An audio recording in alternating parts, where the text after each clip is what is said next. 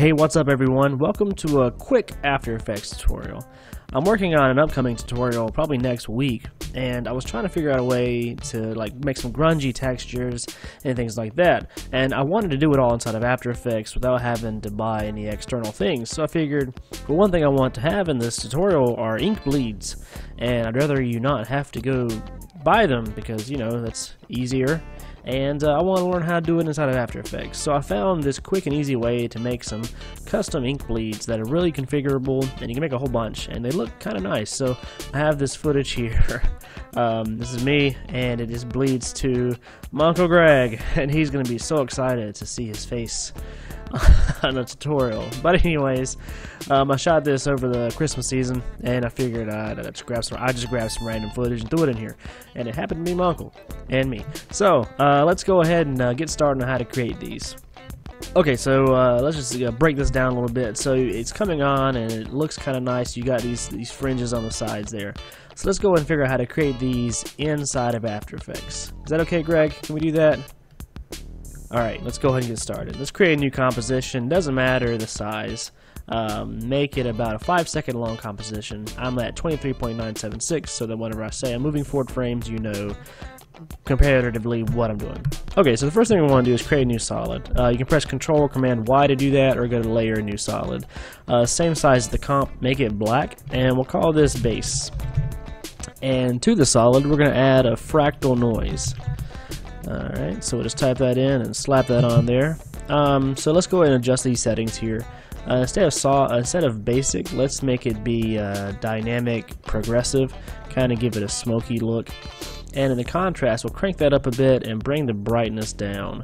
So we want to make sure that we have some definite black areas and then some definite white areas. So let's bring up the contrast a little bit more. So 260 and -30 is kind of my settings right now. In the transform settings, let's scale it up a bunch. Zoom out here. That looks pretty good. Right there will work.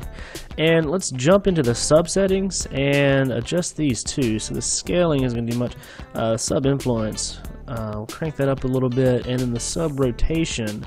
This you just kind of want to give it a lot of edges, some nice, interesting looking edges.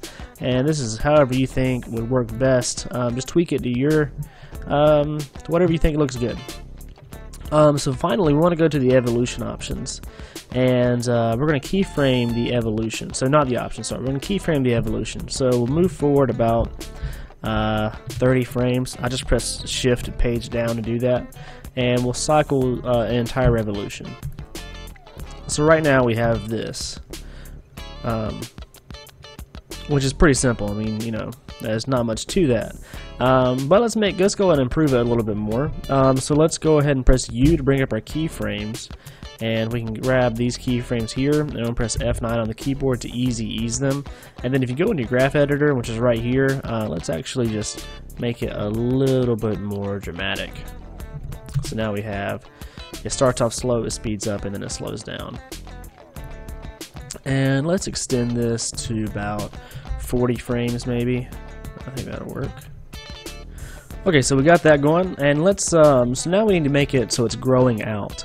And the way I figured, the way I'm doing this is I'm creating a shape layer. So I'm going to go to my elliptical mask tool and click somewhere in the center here and just scale it up a little bit. And let's try to move this into the center. So we got that, which isn't going to work for us because I wanted to have this edge. And so a quick way to add edges to shapes is just to go to your add icon here and add a wiggle paths. And this is actually going to work out really well. So let's go to the size here and crank the size up a little bit. And the detail, we'll move that up too.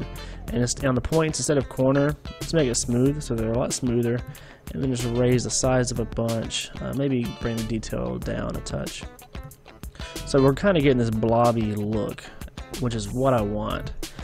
So I'm at 297 and 3 on the size and detail respectively, and wiggles per second, that's it. I'm at 2 on that, so it's still going to slightly wiggle with our fractal noise. So we can keyframe that. So let's press scale, S to bring up the scale, and we'll keyframe it from 0, move forward the same length that our fractal is moving, and scale it all the way up so it goes outside the frame. And you're going to want to scale it up more because it's a wiggle path, so it'll cut in there. So make sure you scale it up a good bit. So about 410% works for me. Alright, so let's go ahead and keyframe ease this as well, and make that a little bit more dramatic like we did before. And if we take the base and set it to an alpha matte, what it'll do is as the shape layer scales up, it's going to cut it out. So we want to make it a little bit feathered out, but you can't feather out these layers. But if you just add a fast blur to it, to the shape layer, that'll feather it out and just bring that up a little bit. I'll give you a nice little blur on there. And now what we want to do is we want to make it go from all of these different colors, well, black and white, to one color, which is white. So what we can do is add a tint to it. Well, we'll create a new adjustment layer. So we'll press Command-Alt-Y to bring a new adjustment layer, or right-click, new adjustment layer, or go to Layer, New Adjustment Layer.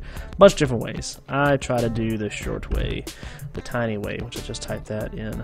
Alright, so we grab the tint effect, slap that on there, and it's not going to do anything yet, but we can keyframe the map to black, keyframe that to white, and that'll turn everything completely white. So we press U here. I actually want the black to start a touch later. And so now we have it coming out, turning gray, and then going completely white.